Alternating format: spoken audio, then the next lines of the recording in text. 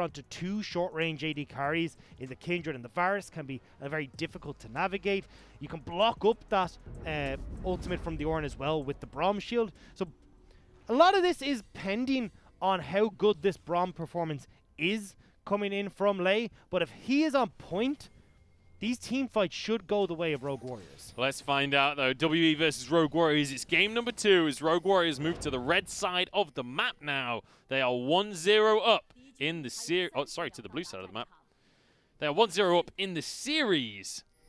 And it means that now WE, they need to either continue the trend and lose 0-2 or finally change things up for the season in their 7th series and get themselves a 3-game series on the books.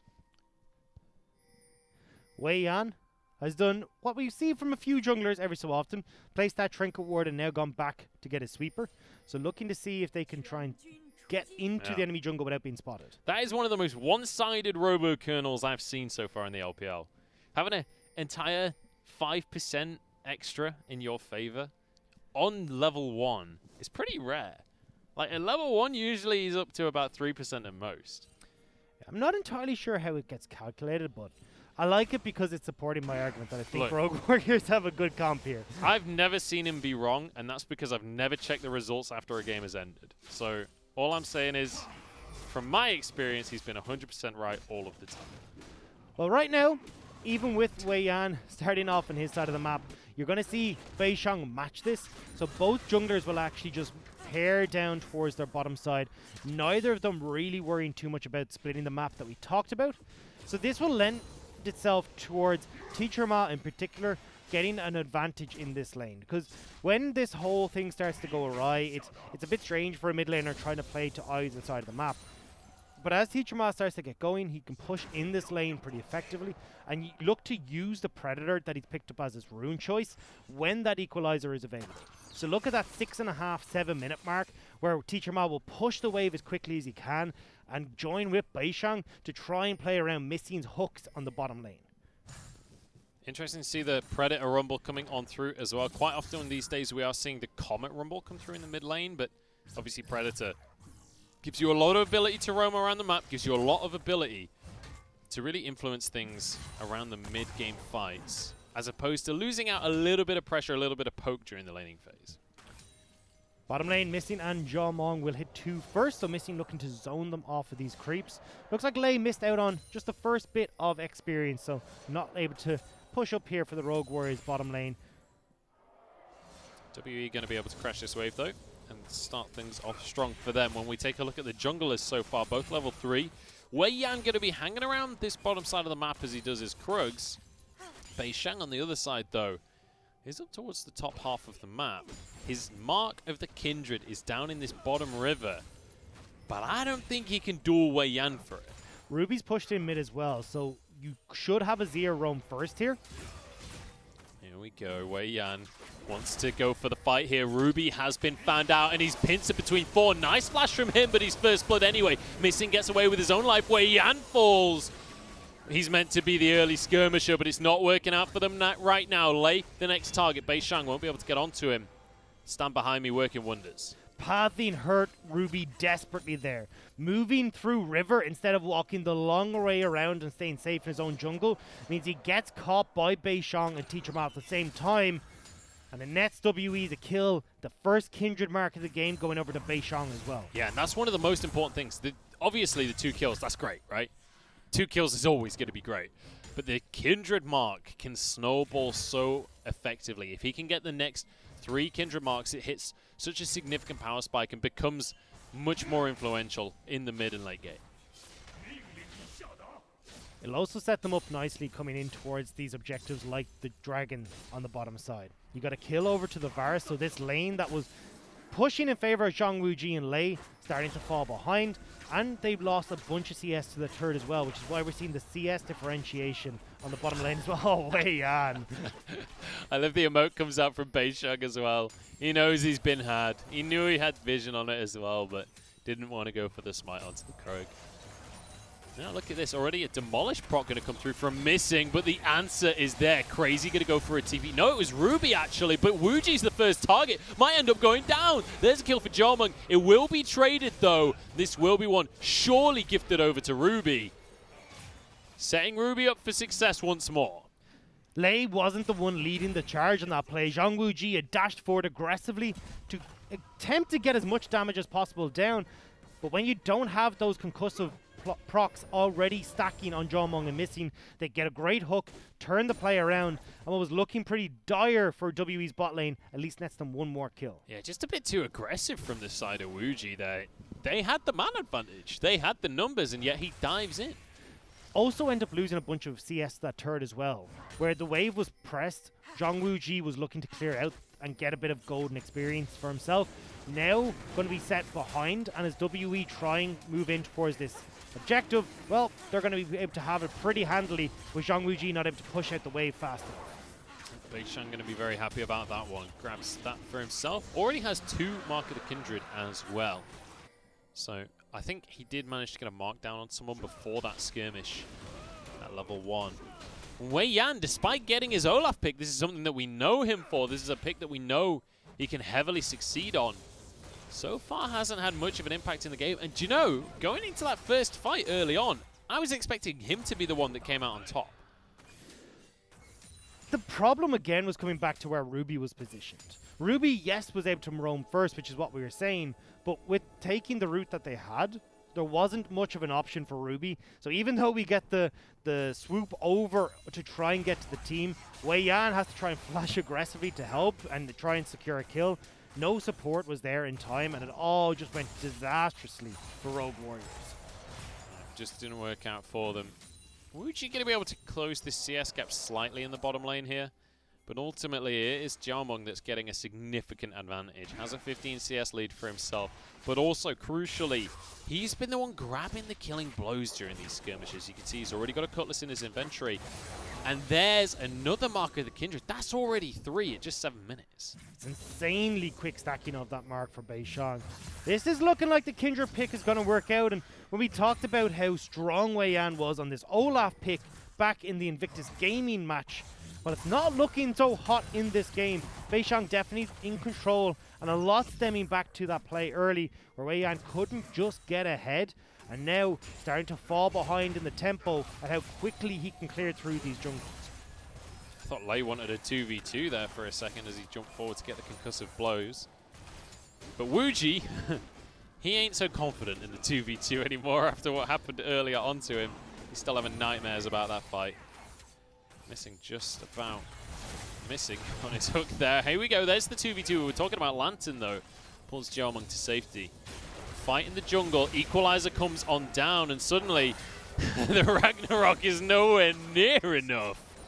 That's just the power of having a team right there. Crazy and Ruby were trying to move across, but as you said, Teacher Ma roams first. Equalizer does so much damage at the moment, and I think potentially that's another stack going over to Beishang. I didn't see it, but at this stage, Crazy? Oh, this could be bad news for Rogue Warriors. Here comes the call of the Forge God. Crazy flashes away, but the Mountain Dread will do so much. There's a knock-up, and another kill coming over for WE, this time onto the Rumble. I don't know what they expected, to be honest, Munch. You just lost your jungler to a play in there, and then you decide, hey, I wonder what's over here, and go in again after him. What happened to the Game 1 Rogue Warriors that were winning out each of these skirmishes, that were doing so much to although, actually, that, I don't know if you guys saw that. I'm going to interrupt myself completely. He just got a Mark of the Kindred, appeared literally while he was on the grot.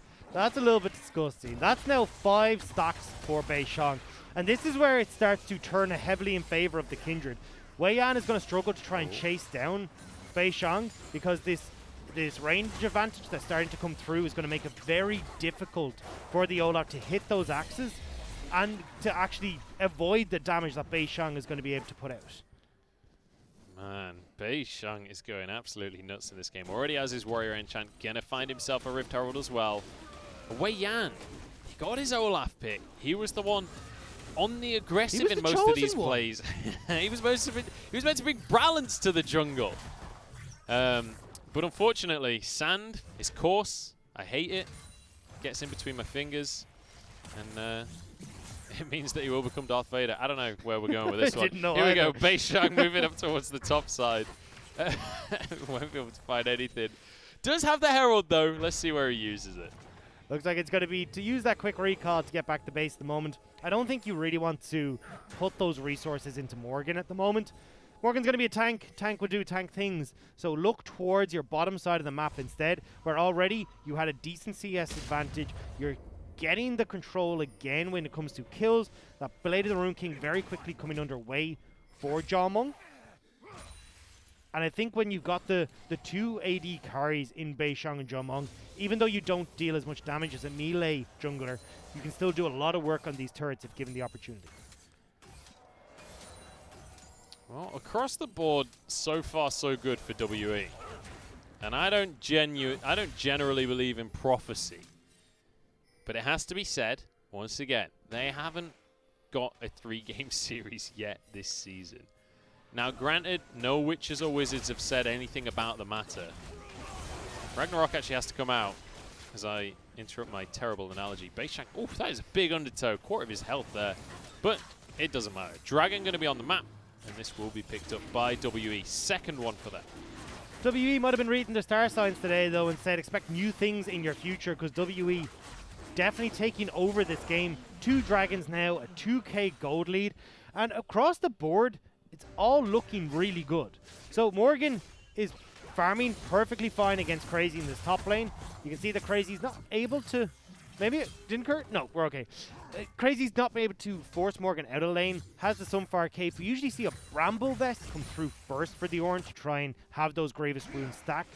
But at this stage, Morgan is like, hey, look, I don't plan on facing up against you very often this lane. We want to try and get out and push the advantages that we've gotten.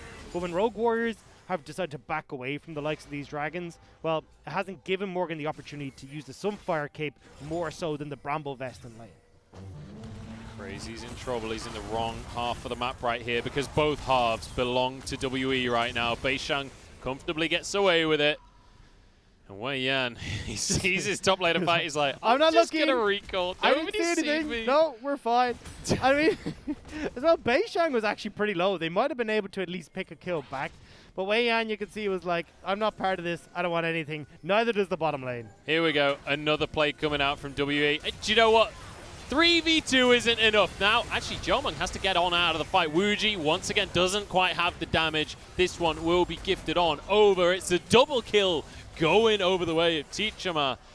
What a lead WE have built for themselves here. That was the play we were talking about from Morgan. This is why he built the Sunfire Cape. You're not looking at going to fight against Crazy. You want to force objectives as quickly as possible. Start your snowball and drag Crazy into team fights with you.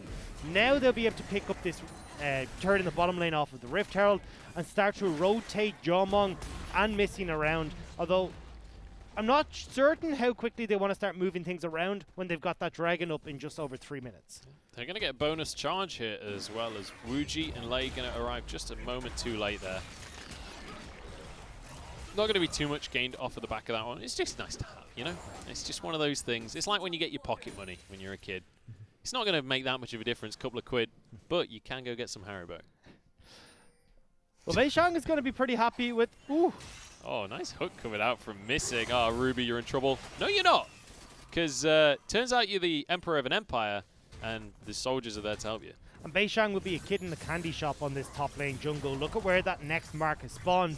You already have Jawmung and Missing here to support you, so you can rotate in as a big stack and try and pick up that another stack of this Kindred mark. Here we go, onto the mid lane now. The Demolish available for Missing. We'll be able to chunk that one out. Jawmung, obviously, already with his Blade of the Rune King. He's also got Ninja Tabby as well. He's going to be able to chunk through this. Look at all of that gold from the plates. That is massive. Wei Yan's been found, and you'd usually expect Olaf to win that 1v1, but not right now. Beishang is massive. No wolf camp there for Beishang, though. Would love to have been able to stack their 6th Kindred mark, but not going to be the case. Got to look under the tower, though. Oh, Chains of Corruption. Ruby going to be protected by Lei, Missing on the backline, but actually has to use the Lamb's Respite just to keep the Thresh alive right here. Flay comes on in, Missing will go down first. Crazy flashes back out. That's one pick for Rogue Warriors. too much trying to be bitten off here by WE. They needed to take their time. Morgan's pushing in the top lane. Morgan is the person you need to tank these turrets and can set you up so well with the Call of the Forge God. And if you look over towards the bottom side of the map right here, while Morgan pushes in the top side, Wuji was able to push a lot of minions on through, finished the tower in the bottom side and pushed all the way to the tier 2. So now you've got a choice coming up on Rogue Warrior's side. Do we try and slow down this ever-creeping dragon numbers on the side of WE, or do we say, hey look, you can go on to Soul Point, we'll fight you at the next dragon that comes up, we're looking towards Rift Herald, which has just spawned. This is where it becomes really difficult, and I think the best bet here for Rogue Warriors is to try and just go for that dragon. They've got the Azir on their side, they've got who will outscale the likes of Teacher Ma and Joe Mung, so slowing down that big objective coming onto the board and delaying when team fights have to happen will be the better call for Rogue Warriors. And super important interaction in this game as well is Azir versus Kindred. If you can find the situation, Emperor's Divide can basically deny Kindred's ultimate entirely, stopping people from being invincible. You just push them out of the zone. We'll have to wait and see whether that interaction will come on through regardless, but Rogue Warriors, they're the ones that are starting the action. WE want to answer equalizer across the entire team. Morgan misses the knock-up though. WE suddenly have to retreat a little bit. Rogue Warriors looking to finish this objective. They'll grab the Herald for themselves. Missing gets a hook. Ragnarok forced, and now Crazy wants to get on into the fray. He's on to Morgan, who's not too tanky just yet. Wei Yan wants to keep chasing. Undertow doesn't get the slow. Bei Shang will be able to dish out a good amount of damage himself. WE just want to back away here. They've got all the ultimates out of Rogue Warriors apart from the Azirs, so they can turn towards this dragon with a lot of ultimates still up and available, waiting on Kindred's ult to become up and available in just a few moments. Yeah, the Lamb's Respite, such an impactful ult in these fights, but the Herald in the mid lane, they're going to trade. They say, okay, you can have the dragon, you can get to Soul Point, but if you commit too hard, we will take a tier 2. They're going to be going for that one. Bei Shang desperately trying to finish this dragon off. Oh, Missing! Rogue Warriors, they want a pick as well. Missing's going to be there. Gets the lantern for Bei Shang, but what is the cost? That's the question. Missing stays alive because of the Lamb's Respite. Wei Yan getting so low and will fall in the end. Zhao Meng gets one for himself. He's looking for his second one, but it goes the way of Bei Shang. And now the chase down. Lei trying to get away. Wuji as well is the next target on the chopping block, but the relentless pursuit over the wall. Maybe he... No, he's not going anywhere. Flash from... No, never mind. I was wrong. He does get away. The flash has come out. It turns out that having ultimates is far better than just having basic abilities. WE had all their ultimates just coming up off of cooldown. They're able to find a team fight that realistically could have gone completely sideways, but thanks to the Lamb's Respite from Bei Shang, keeps them alive. And even with Ruby trying for this amazing swoop and boop into the backline to knock them out of the out of the Lamb's Respite, and to stop Morgan from getting the second half of the Call of the Forge God, they're not able to finish it off. I got worried here at the beginning. Missing sticking around to lantern Bei Shang back into position. But watch here from Ruby. Actually it was the Lei who stopped the Call of the Forge God, but still trying to knock them out of the Lamb's Respite. Unfortunately though, there's too much damage, there's too much health on this WE side. Without the key ultimates available, Rogue Warriors can't close out the fight. It's kind of difficult to figure out who wins the fights in these choke points, honestly, because you got on one side you got this Azir, you got an Aatrox. On the other side, you got things like the Rumble equalizers come on through, and obviously you got the Call of the Forge God, but then you got Lei to block that. So it's like there are so many interactions that can happen in these fights. It's not cut and dry. It depends on when the game state is. At the moment, this is where Team WE are at their strongest. First items coming through for the likes of Teacher Ma. Zhao Meng has got the Blade of the Rune King completed as well. The Chains of Corruption work wonders in those close quarter combats as well. So WE were pretty happy to take the fights at this stage. The problem is that Rogue Warriors haven't hit the big items for Ruby, where these Azir soldiers are hitting onto multiple people. Crazy, yes, has the Black Cleaver, but hasn't got enough base stats there to survive the double AD carries on the side of Team WE. And Wei Yan, unfortunately, hasn't got damage anymore. 0-3 on this Olaf. He's tickling a lot of these members and is falling too quickly before he can be a nuisance in these fights. And you can see him acknowledging that himself as well. Look at his items. He's gone for the Cinderhulk build. He's just building a ton of health right now. You do occasionally... Oh, hang on. Hang on now. Missing's found him. There's a flash, though. There's Morgan. Well, Ragnarok will stop the knock-up. We've got a Predator coming in from the side of T-Churma as well. Looks like they're going to decide he's okay this time. We'll allow it. We're not going to use too much to try and get this Olaf. Yeah, Flash Burn on the Olaf is way more crucial than the likes of the Call of the Forge God. That'll knock itself back into tune very quickly, whereas that Flash will be on a far longer cooldown and far more important for the Olaf in these team fights. Olaf likes to play on the limit of his damage. How much can he heal? How much can he tank before getting out? Not having Flash means you have to make that call far sooner because you don't have that extra mobility in these team fights. Beishang doing wonders on this Kindred here. 7 marks as of right now. And you can see 404 as well. He's got a Black Cleaver for himself as well as that Warrior Enchant. And the thing about Kindred is you're only going to get stronger. It's an AD carry at the end of the day. It's not like he's going to fall off later on into the game. Ruby, Ring around how the many rosy. times a Rogue Warrior is going to be caught in the jungle alone? Ruby now will be able to slide away. And that's the power of the Azir. It's because of his beak. It's so streamlined. Ah, okay, fast movement, I get you there. But the thing about Beishang, and following up on your point, is now that he's hit that 7 marks, he's now got that increased range once again. So this is the prime position for Beishang. Has got Black Cleaver there as well, so realizing he wants to shred through a lot of the tanks that he's going to be working on. The likes of the Braum, the Olaf in the front line, as well as Crazy. So getting through these, setting up for this double AD carry lineup, and making it a lot easier for Jomong to carry with the Guinsoo's Rage Blade now completed as well.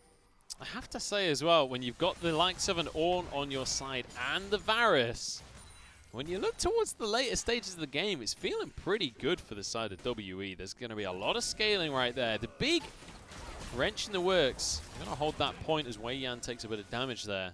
The big wrench in the works for them in the late game is very much Ruby.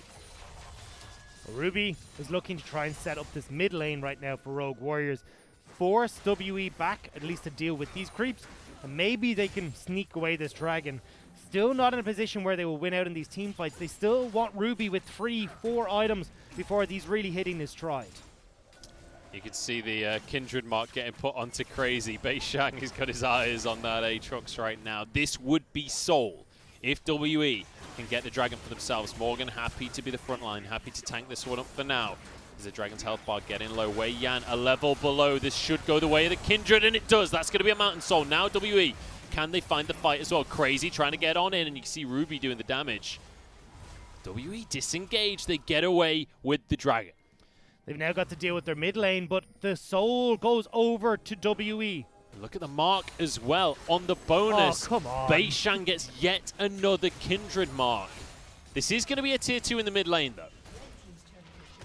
So this is what was prepped by Rogue Warriors earlier with that Azir turret going up. So they do get the tower, but unfortunately, with the back timings coming in a lot faster from WE, they can't go over towards the Baron. So now, Rogue Warriors are in a position where they're facing up against a pretty tanky Morgan, who now has a mountain on top of everything as well. So this is looking far more difficult for Rogue Warriors. Ruby could be in trouble. No, WE, they're not interested. They don't care about that kill. They just want to go for the Baron. Ruby actually walked past that control ward, didn't even auto it. I'm not sure he noticed it as he walked on by. Here we go, Contestion Teleport coming on through. WE, they want the Baron, but they're going to have to run away. Wei Yan wants to keep it aggroed, though. I'm not sure that's how wise that is, honestly. Zhang Wuji is keeping it aggro at the moment. It will reset. Rogue Warriors will back away. The reason I hesitated on talking about how tanky Morgan is he has no magic resist. He's actually gone for the Bramble Vest into the Iceborne Gauntlet. So if Ruby's free hitting onto this front line of WE, this will turn the fight very heavily in their favor. I feel it feels the same as game number 1. A lot of this is onto the shoulders of Ruby. Game number 1 on his Cassiopeia did so much work, especially in the early game, to get things snowballed and then turn it into a win for his team. Now it's all on him on the Azir as this Baron started up once again. Lay the front man. He has to step on forward and face check here. Down to 2,000. This might just get taken immediately. There's the smite from the side of Beishang. Equalizer onto the team. Rogue Warriors not looking so hot in this fight. It's going to be one knock-up onto just the Braum. WE are going to take everything. Crazy just runs away for his life, but Ultimately, there is no escape from this squad. Or maybe there is. Teacherman just going to be chasing him down to the ends of the earth. The Baron goes the way of WE. The fight goes the way of WE. Lei with the clutch hooks in game number 1. Missing with the clutch hooks in game number 2. Directly onto Ruby, trying to enter into the Baron pit. Sets up the following team fight for WE after securing the Baron. And now they can push through to take an inhib. Won't be the game just yet with Wei Yan, Ruby back up, but Crazy's a little bit longer on the clock. Certainly does, and if you take a look towards the top side of the map, oh, teleport channeling. Here we go, Rogue Warriors, they're going to make a counterplay. They want to stay in this game. Morgan, you mentioned he doesn't have MR, but that armor is doing work for him right now. Wuji can't get through the health bar. He's knocked up. Oh my god, Morgan gets the solo kill. 2v1. Morgan, you're a monster. He's still Flashes going. away. He's got a blast cone. See you later, Rogue Warriors. That's how you do it. You win in style. It's not about beating your opponents. It's about rubbing their face in the dirt. WE now can start to push forward.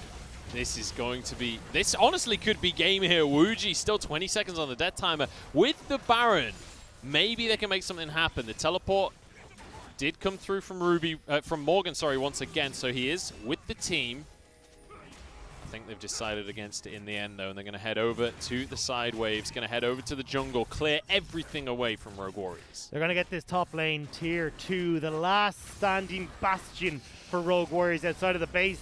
And WE putting on a show. Mate, I'm over the moon. I've been cheering Yes. for Morgan since day number 1. And even on the Ornn, he shows up huge. You just love it. Xiao Hu made him a little bit shy when he played against RNG. The solo kill when he tried to go for the TP play, but now no longer the case. And you can see here, Missing is following up as well. Catches out Ruby with the hook. Just magnificent stuff coming on through. Wuji obviously can't do anything, and Crazy just gets chased on out as well. Everything looking to be going the way of WE. They're going to break the prophecy. They're going to get a 3-game series unless it all goes a little bit LPL. It's still possible that this goes the wrong way. We just need them not to throw now. That's the only requirement remaining. The throwing objective is coming up soon though. Elder Dragon spawns in just over a minute. The amount of games won and lost by this dragon. WE need to secure it safely or abandon it altogether and just win the game. I think that's the better play. Just pretend it doesn't exist. Although, considering Elder? how far ahead No. they are, I think they are going to go for it. The siege is so difficult, especially into the likes of an Azir. You just never get in without a Baron. Redemption possible from Wei Yan here. 2 levels down on Beishang. It would be a miracle if this Olaf can get in to steal it away. WE are not given the opportunity though. They're trying to crack open this base. I'll look for it. They've got 2 AD carries, so they will work away at these towers pretty quickly. But they can just keep this siege going. Bear in mind they have that Mountain Soul, so they can take a little bit of harass without really worrying about it. And then in 20 seconds time after this minion wave, they can just waltz over to the dragon. Ocean Soul as well there, so even if you do lose a little bit of your health bar, you're still going to be in relatively good shape. Super minions pushing in the mid lane. But overall, WE are happy to wait this one out until that clock ticks down to 0. Now they're moving over for this Elder Drake. This is dicey. I don't know. I think they've got this one easy. I'm not even sure if there will be a contest coming out from Rogue Warriors. They can just bend it down so quickly. Rogue Warriors moving in here have to be so careful because they don't actually know if they're on this objective. Although actually no, that cheeky ward isn't being spotted. No, they do. They're well aware. There's just nothing they can do about it. It's not even a choice for them at this point. This should be a game in hand here for Team WE as they move now towards the mid lane. Oh, Beishang, he's found Crazy on the bottom side of the map. If he can find a kill here, this will be game. Equalizer gets the Elder Dragon. And Teachama there has just about sealed the deal. They move on forward. Chains of Corruption is wide for no reason. No one saw that. No one saw that. Zhao Meng with his beer goggles Forget on. But here we go. On to the Nexus Towers now. Wei Yan trying to do what he can. But I don't think there's a whole bunch of much going to happen there. One Nexus Tower falls. Now they're just got to wait for the supers. WE taking this nice and slow, playing it by the book, not wanting to mess anything up here. And to be honest, it's rightly deserved. It's only 29.5 minutes into this game.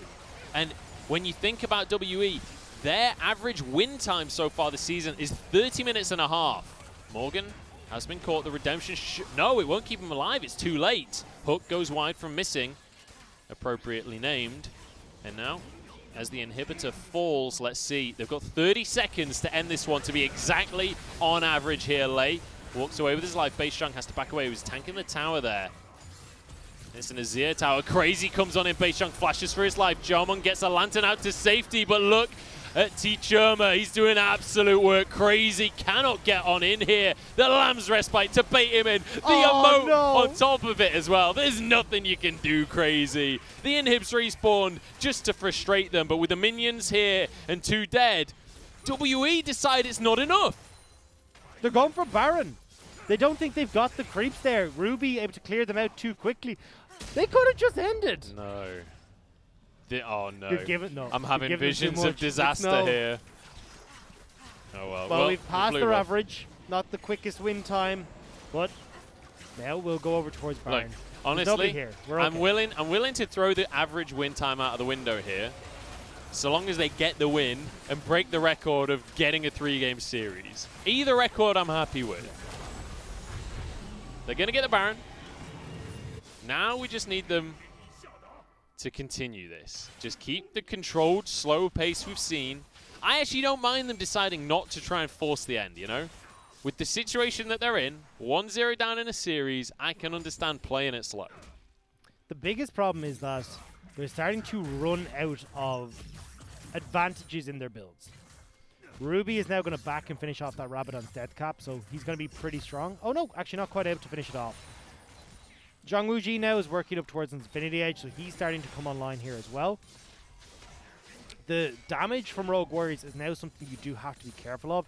The only problem is they don't really have a front line right now that can deal with all the return damage that we're firing through from WE. The longer they leave this game, the less that ability is there though.